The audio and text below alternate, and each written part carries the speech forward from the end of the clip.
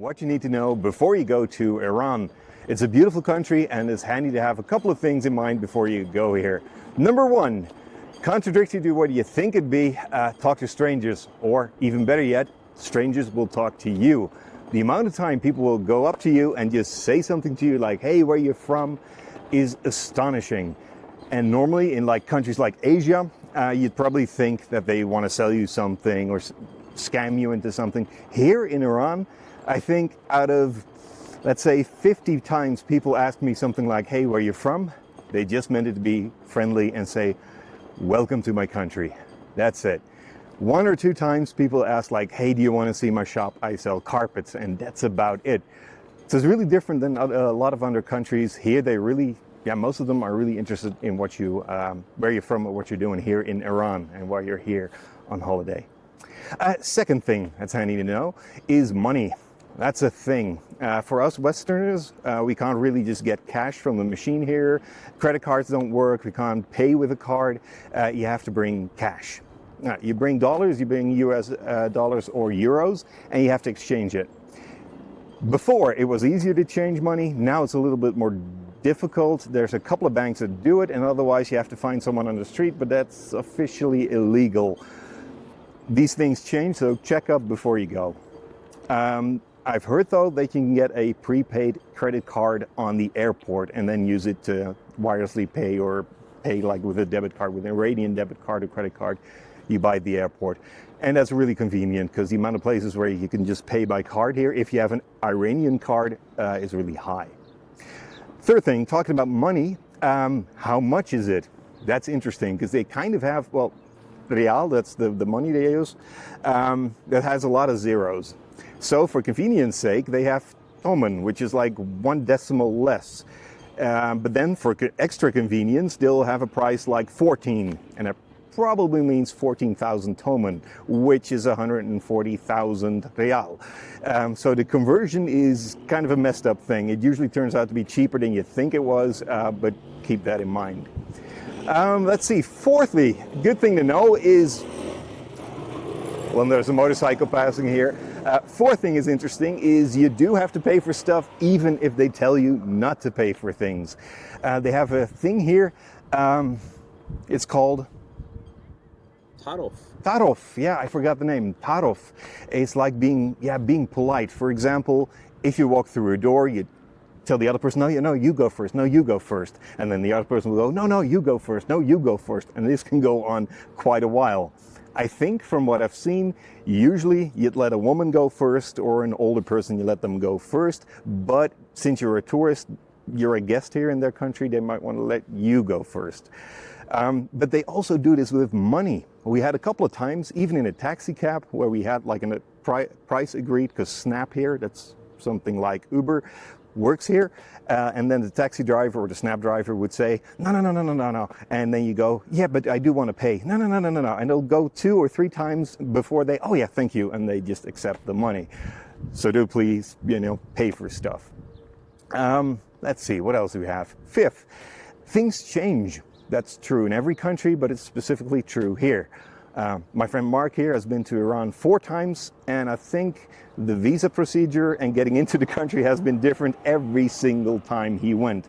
Stuff changes, so always check up on things before you go, because last minute information might change everything. Another thing you might want to check before you go is your internet connectivity, because here in Iran, internet is a bit, it's there, but it's interesting. Wi-Fi usually is very slow. Plus, there's a lot of sites that you can't access. For example, YouTube, you can't access YouTube. You can't access Facebook. WhatsApp is available now, and Instagram is too, but maybe tomorrow it isn't. So it might be useful if you want to have something, usefulness on the internet, to get a VPN before you leave your own country. I did the same thing, but my VPN ended up not working in Iran. So again, here, do your research before you go. Once you're here in the country, Wi-Fi is usually quite slow. I haven't really found a good one. It might be best to invest in a little SIM card from a local Iranian telco. They're quite cheap, and the 4G network is way faster than the Wi-Fi networks are. Plus, you got an Iranian number, which is convenient if you want to order a Snap or call to a certain place. Let's see, what else is there? Visiting a mosque. That's interesting. Definitely on the to-do list.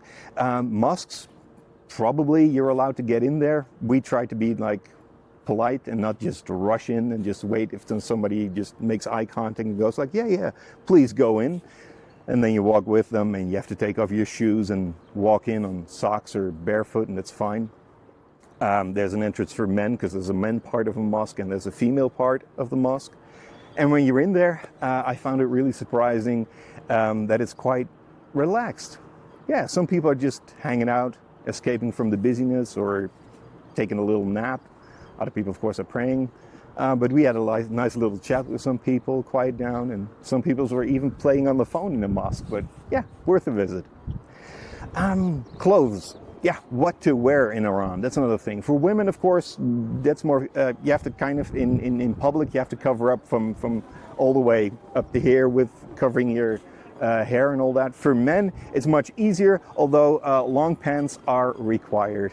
Well, you're a tourist, so if you walk around in shorts, they won't like it, and you don't see anyone wearing shorts out in public. Slippers, however, are acceptable, I think. You see a couple of people there, and that's okay, and especially because you're a tourist, that's doable. So the right clothes for the right time of year, but also for decency purposes. Oh yeah, do accept an invitation. That's another thing.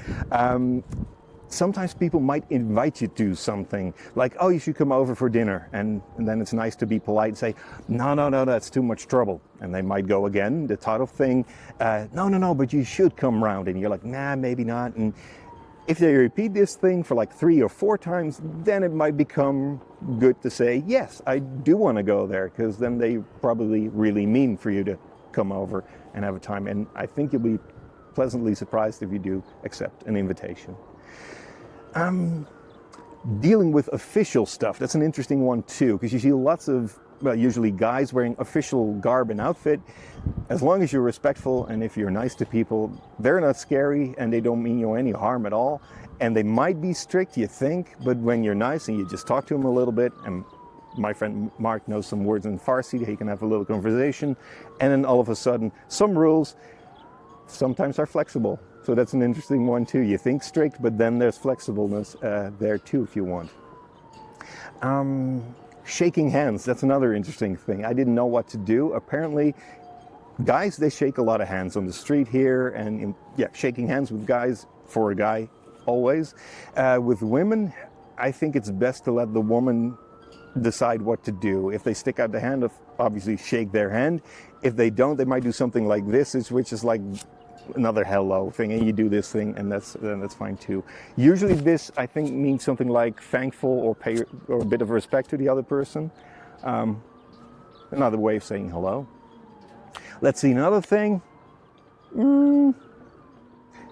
Friday is the holiday, is a day off. I didn't know that. Friday is a day off. Anything else, Mark? Did I forget stuff? Because that's the first things I thought of, like, hey, this is what surprised me here in Iran. I can summarize it as it's an amazing country. The people are, I don't know, I've never seen that friendly people for tourists. It's amazing. And it really gives you a new perspective on the world, and especially on Iran and what this country is like. So I think 2 thumbs up, do go here and enjoy yourself, because you probably will. All right, see you in Iran. Nou, zoiets.